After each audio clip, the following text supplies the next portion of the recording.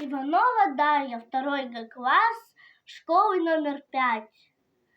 Басня Ивана Крылова «Собака».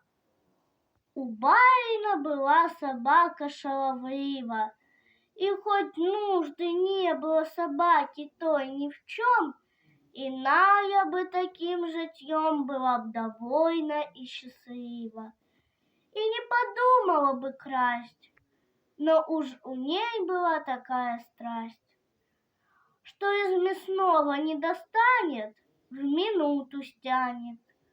Хозяин сладить с ней не мог, как он ни бился, пока его приятель не вступился и в том ему советом не помог.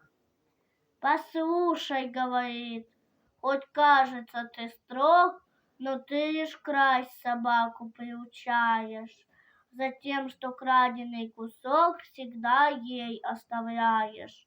А ты вперед, ее хоть меньше бей, да кражу отнимай у ней».